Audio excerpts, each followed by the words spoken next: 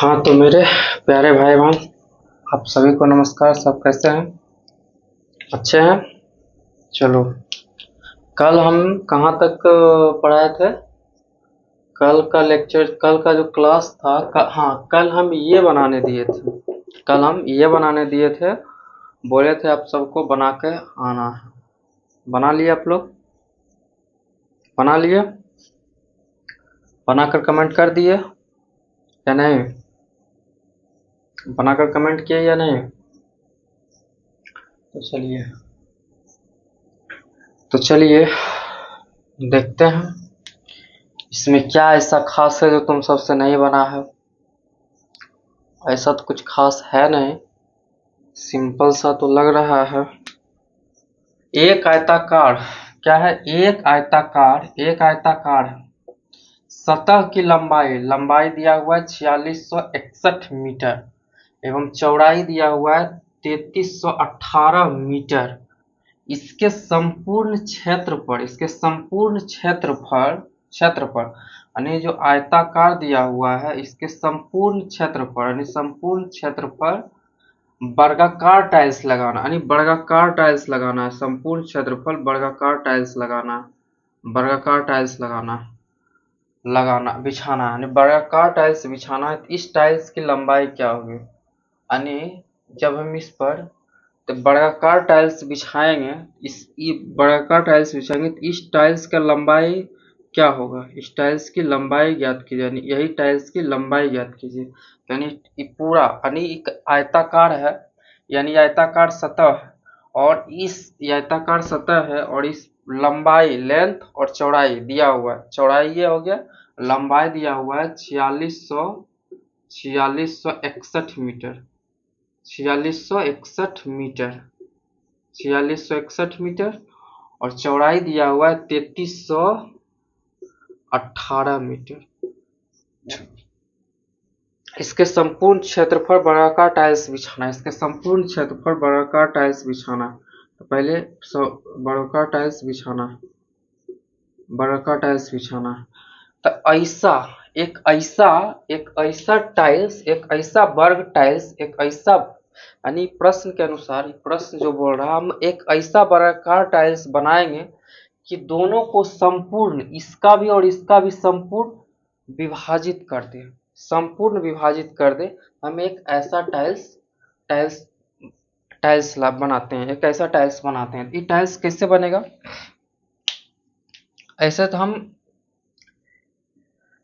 इसको भाग यूक्लिड विभाजन कॉन्सेप्ट से भी हम बना सकते हैं। यूक्लिड चल रहा है भाई, यूक्लिड विभाजन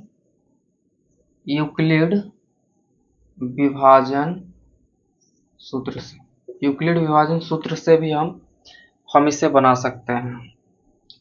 अच्छा, सबसे पहले हम बताए थे कि सबसे पहले 4661 में बड़ा कौन है? 4661 3318 से। तो सबसे पहले ये एक हो गया, ये भाज्य हो गया और ये भाजक हो गया। ये हो गया, ये भाज्य हो गया और ये भाजक हो गया। तो 3318 में भाग देंगे 4661 का एक बार में लगाएंगे, एलसीएम निकालेंगे।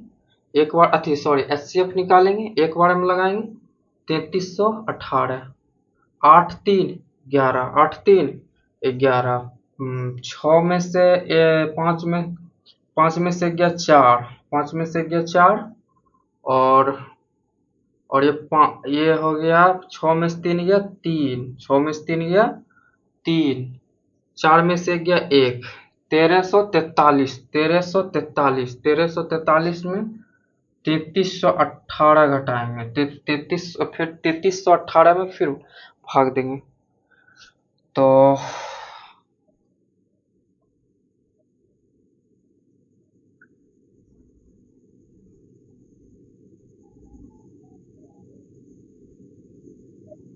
अब हम एक बार में, 2 बार में लगेगा, 3 बार में तो लगा नहीं सकते हैं, तो 2 बार में। 3 दूना 6, 4 दूना 8, 3 दूना 6, 4 दूना 8, 3 दूना 6 और 2, तो 2 हो गया, 8 3 11 हो गया, 6 6 12 हो गया, और ये हो गया 0। ये कितना हो गया 0। फिर 632 को 1343 में फिर से हम भाग देते हैं। तो 2 बार में लगा सकते हैं। 2 दूना 4, 3 दूना 6, 6 दूना 12, हो गया 8, 9 4 13, इधर हो गया 7 6 13, इधर हो गया 0, इधर हो गया 0। और फिर 79 को 632 फिर से हम भाग देते, तो हो गया 9 सत्ती 63, 8 सत्ती 9 सत्ती 49, 8 सत्ती 9 8 72, 8 बार में लगा सकते हैं। 9 8 सत्ती 56, 9 8 72 के 2 हाथ मेरा 7, 8 सत्ती 56, 56 7, 7 5 9 अठी सॉरी 8 सत्ती 56, 56 7 63, 56 7 63, यानी पूरा पूरा कट गया, पूरा पूरा खत्म। इसका जो HCF आया, HCF कितना आया 79। यही तो 79 है। इस टाइल्स की लंबाई क्या होना चाहिए 79। इस टाइल्स को जो लंबाई होना चाहिए 79 मीटर होना चाहिए। 79 मीटर होना चाहिए। 79 मीटर होना चाहिए। 79 मीटर होना चाहिए। ठीक है, क्लियर है, समझ गए हो। चलो, ये तो कल का आप लोग को बनाने जो होमवर्क दिए थे कि मेरे भाई बहन ये घर से बना के लाना, पता नहीं बनाए हो कि नहीं। तुम सब बनाए हो? हाँ, बनाए हो कि नहीं? बनाते हो या नहीं? बनाते हो या नहीं? जो पढ़ाते हैं पढ़ो, पढ़ो। लास्ट में यहीं से सब क्वेश्चन आएगा 100%। अगर तुम 100%, अगर यहाँ से तुम पूरा सिलेबस कवर कर लेते हो, क्वेश्चन तो यहीं से फंसेगा। और क्वेश्चन फंसाने से मुझे लगता है, क्वेश्चन ये जो तुम्हारा ये फंसाने वाला क्वेश्चन लास्ट में जब कुछ दिन बचता है तो बता दिया जाता है कि ये क्वेश्चन आने की संभावना है, प्रोबेबिलिटी है। लेकिन अभी से इस चीज़ की फिजा में रहो तो बर्बाद हो जाओगे। अभी से ये नहीं करना, अभी मन से शिद्दत से हर एक चीज़ को पढ़ना डिटेल्स में। अभी तुम लोग की उम्र डिटेल्स में पढ़ने की है, नहीं तो ऐसे करने की कोई ज़रूरत नहीं है। डायरेक्ट हो जाएगा, डायरेक्ट 79 चला आएगा आंसर। ऐसे करने की कोई ज़रूरत नहीं। लेकिन तुम सब एक बच्चे हो, तुम सबको डिटेल्स एक्सप्लेनेशन की ज़रूरत है। अगर जो हम तुम लोग को छोटा कर दे तो तुम सबको समझ भी नहीं आएगा और बर्बाद हो जाओगे। इसीलिए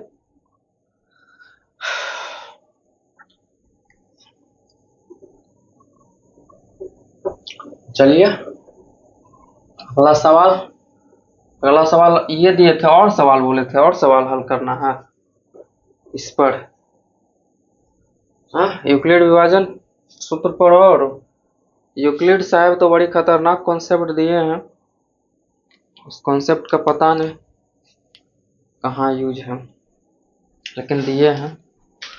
और आपका अगला जो सवाल है, सवाल से पहले कॉन्सेप्ट बताते हैं। बहुत बताए हुए हैं, हम बताए हुए हैं मेरे भाई बहन सबको कि हम सवाल बताने से पहले हम तुम सबको कॉन्सेप्ट बताएंगे।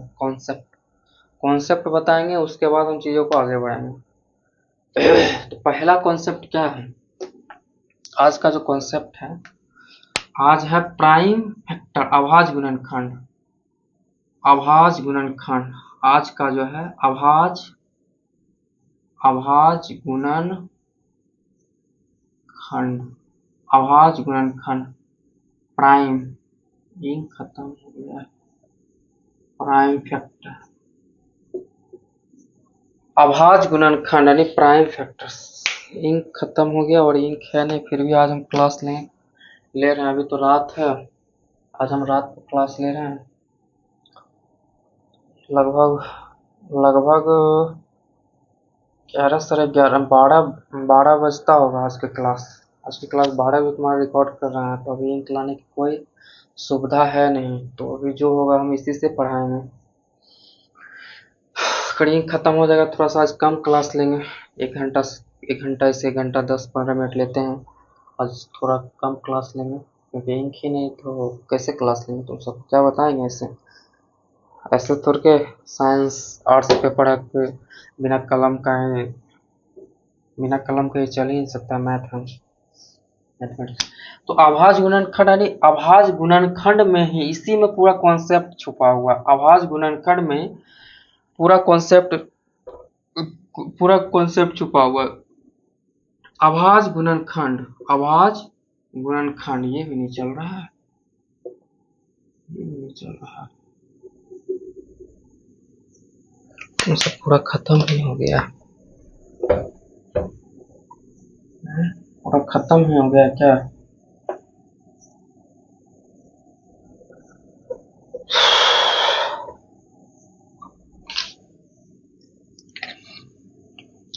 आभाज गुणनखंड हम तुम लोग को बता रहे हैं, ठीक। आभाज गुणनखंड है क्या? आभाज, ये पूरा कॉन्सेप्ट इसी में छिपा हुआ है। देखो आभाज, हम आभाज, आभाज संख्या बताया ना, आभाज प्राइम नंबर बताया ना। प्राइम नंबर क्या है? जिसका फैक्टर, जिस संख्या का फैक्टर, जिस संख्या का फैक्टर केवल ओनली जिसका 2 फैक्टर होता है वही प्राइम नंबर होता है, वही प्राइम नंबर होता है। ऐसे कहें तो जिसका जो 1 से कटे और अपने आप से कटे उसे हम प्राइम नंबर कहते हैं, उसे हम क्या कहते हैं? आभाज संख्या कहते हैं। तो गुणनखंड,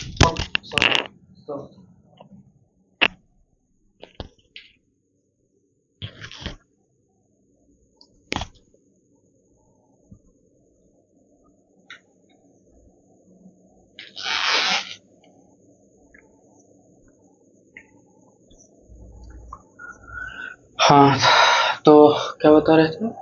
आभाज गुणनखंड, आभाज गुणनखंड यानी हम प्राइम नंबर हम तुमको बताए हैं, फैक्टर भी हम तुमको बताए हैं, गुणनखंड हम निकालना बताए ना कि 12 का गुणनखंड निकालना है तो कैसे निकालेंगे। हम गुणनखंड पिछले लेक्चर में हम बता चुके हैं, शायद फर्स्ट लेक्चर जो डाले हैं उसी में हम फैक्टर बताए हैं, या सेकंड या फर्स्ट में हम जो लेक्चर डाले हैं उसी में हम फैक्टर बताएं कि फैक्टर हम कैसे निकालते हैं, फैक्टर क्या है। फैक्टर के बारे में हम चर्चा कर चुके हैं, इसे और चाहे तो हम कर देते हैं, यहाँ भी हम प्राइम फैक्टर का चर्चा कर देते हैं।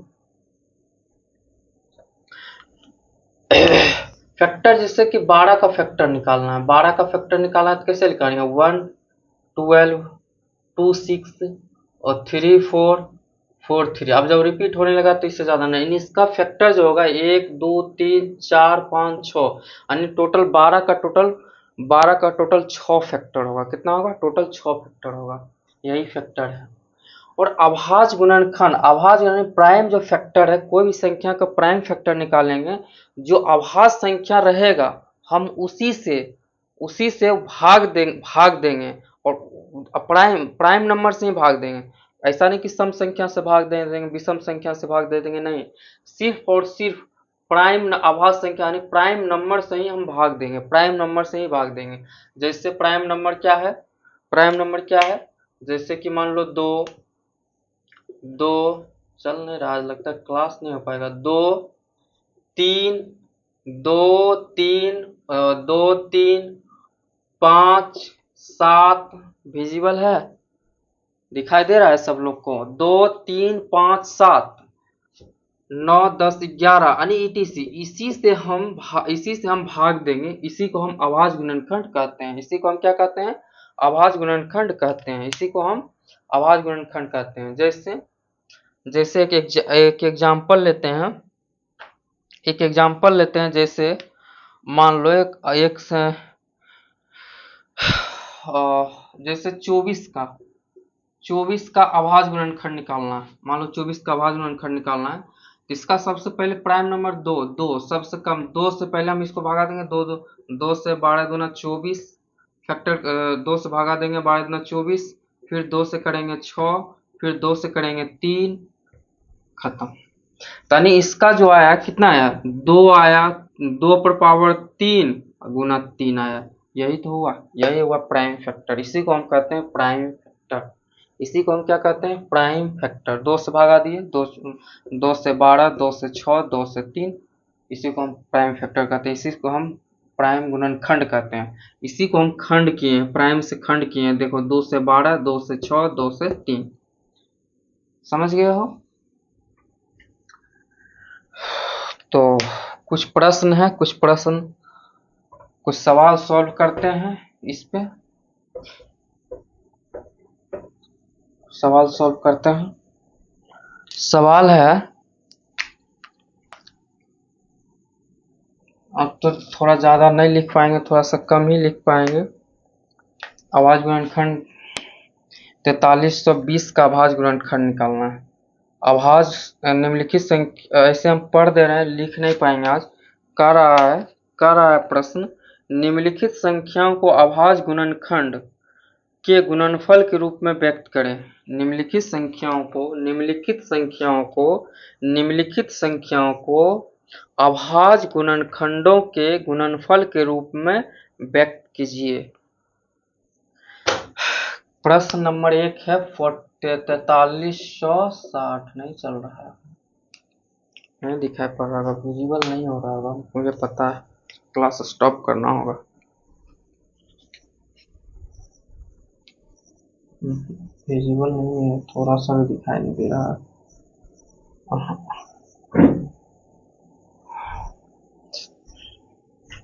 मेरे प्यारे भाई बहन, आज की क्लास हम यहीं स्टॉप करते हैं, क्योंकि आज इंक खत्म हो गया और अभी रात का हम क्लास शूट कर रहे थे, तो अभी हम कुछ ऐसे पढ़ा दें आप लोग को, कुछ चर्चा कर लें, कुछ दूसरा चीज पर चर्चा कर लेते हैं। दूसरा चीज पर क्या चर्चा कर लेते हैं, छोड़ो दूसरा चीज पर, क्या बाद में कभी चर्चा करेंगे। आज इंक खत्म हो गया, कोई भी नहीं, तो अभी आज हम तुम लोग को लगभग अभी अच्छा टॉपिक कवर कर देते हैं। सोचे थे कि आज हम 1.5 घंटा क्लास करेंगे, कोई बात नहीं, इसका मैनेज करेंगे अब दूसरा दिन। ठीक है, आज के लिए इतना ही, कल फिर मिलते हैं। ठीक है।